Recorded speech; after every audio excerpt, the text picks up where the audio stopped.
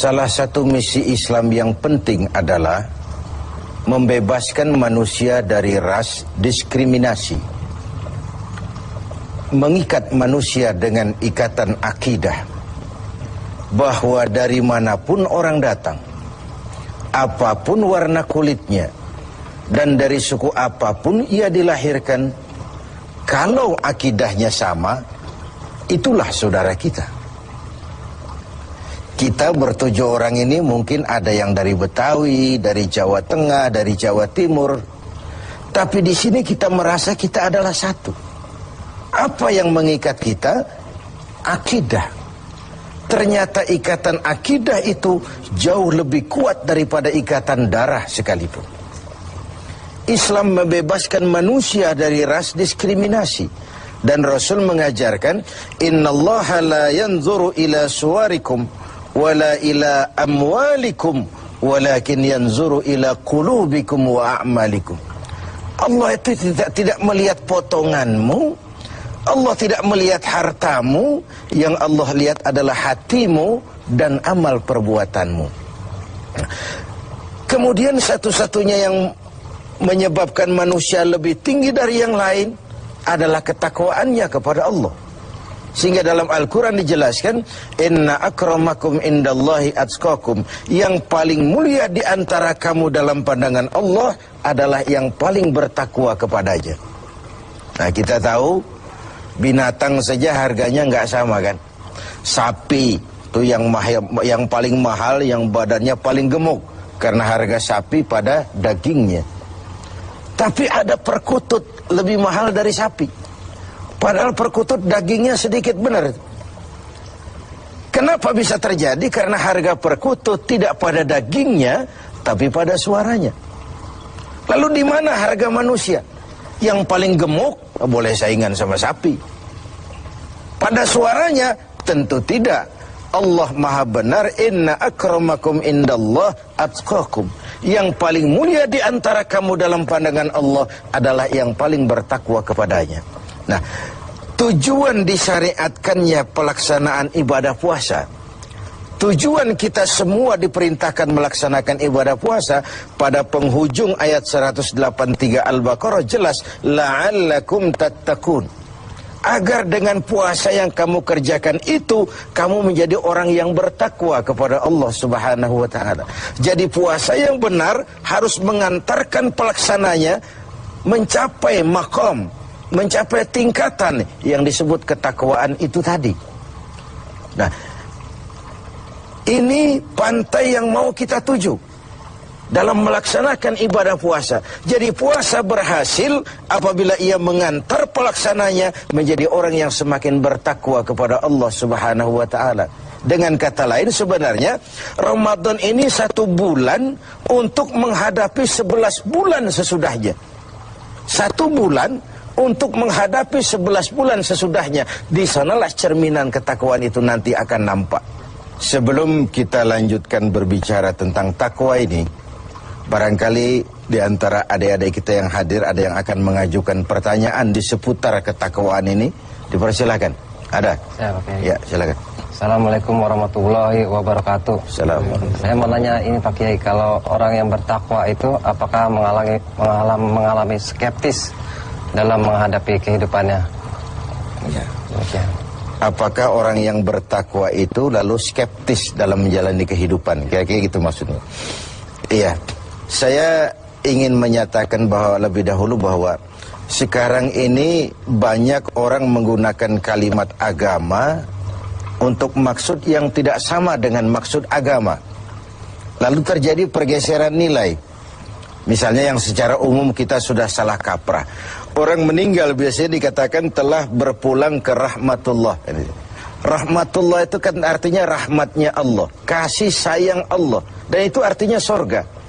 Nah, kira-kira kalau koruptor mati, apa iya pulang ke rahmatullah itu? Kita kan sudah menggunakan kamuflase, kalimat yang tidak sama dengan maksudnya itu. Demikian juga kalimat takwa ini.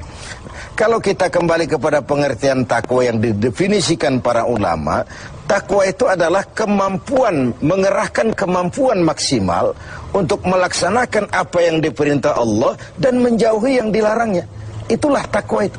Dengan demikian sekaligus jawaban bahwa orang yang takwa tidak skeptis.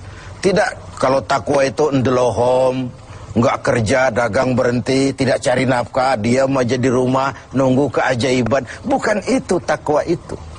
Takwa juga tidak terkait dengan pakaian. Ini kan aksesoris pakaian ini. Apalagi sekarang aksesoris, apa kalau saya pakai serban saya lebih takwa dari saudara? Belum tentu. Sekarang ini aksesoris juga sudah kacau. Rocker sejak pakai gamis.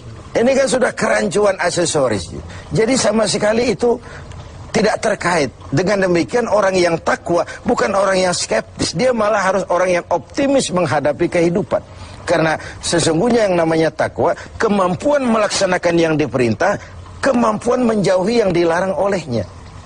Nah, ini sebuah gambaran bahwa disitulah harga manusia itu. Pada kemampuannya menjadi pelaksana yang diperintah Allah dan meninggalkan apa yang dilarangnya.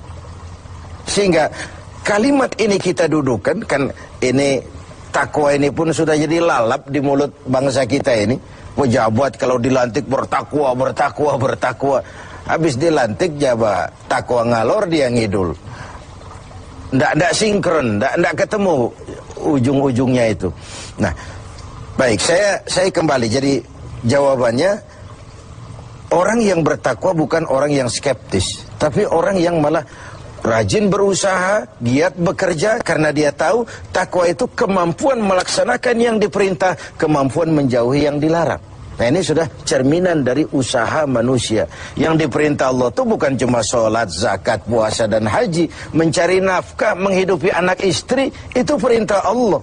Nggak pantas orang takwa lalu skeptis, nunggu keajaiban. Itu kan ciri zaman susah. Biasanya kalau zaman lagi susah itu dukunnya laris, dongeng tentang harta karun merebak di mana-mana. Udah susah orang diajak ngelamun aja. Lalu cerita tentang melipat gandakan uang muncul di mana-mana. Nabi palsu gentayangan, aliran-aliran aneh muncul di mana-mana. Itu biasanya kalau zaman sedang susah, yang kayak begitu tuh jadi fenomena dalam kehidupan. Nah, ketakwaan menjadi benteng bagi kita, mengarungi hidup ini sebagaimana seharusnya. Kita manusia terikat oleh hukum kausal, hukum sebab akibat. Kalau begini, ya begitu. Kalau haus, ya mesti minum. Kalau sakit, ya mesti ke dokter. Itu orang yang takwa. Bukan, sudahlah penyakit datang dari Allah, serahin kepada Allah, nanti sembuh sendiri. Enggak. Bahwa nanti sembuh sendiri Allah menghendaki itu soal lain. Tapi sebagai manusia yang bertakwa, kita tetap harus wajib berusaha. Tidak boleh ndelohom, nggelenggem ayam-ayam menunggu keajaiban. Tidak. Nah, ini pola dasarnya.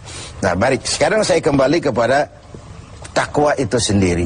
Sudah saya jelaskan bahwa takwa melaksanakan yang diperintah, menjauhi semua yang dilarang. Nah, bagaimana puasa ini membentuk pribadi yang bertakwa? Kita pinjam huruf-huruf takwa itu ya. Ta, qaf, waw, dan ya. Huruf ta, kata Imam Qushairi, simbol daripada sifat tawadu. Orang yang bertakwa adalah orang yang rendah hati. Dia berusaha, ya. Dia bekerja maksimal, memang. Tapi dia sadar bahwa semampu yang dia lakukan adalah berusaha dan berusaha. Kepastian itu haknya Allah. Nah, ini bedanya kita dengan yang lain. Kepastian itu hak Allah. Yang kerja saja belum tentu dapat, apalagi yang nggak kerja. Kira-kira logikanya begitu. Sama dengan kalau orang bilang, lo sholat juga belum tentu masuk surga. Ada suka orang usil.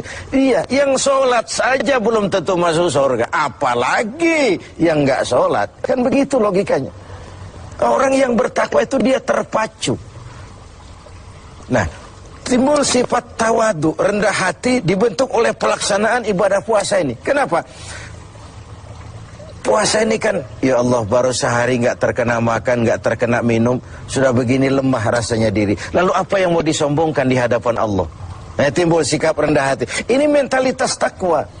Dia bekerja, dia berusaha, dia gunakan teknologi canggih, dia pakai manajemen yang paling modern, dia pakai tenaga yang profesional, tapi di balik itu dia sadar betul kepastian cuma hak Allah.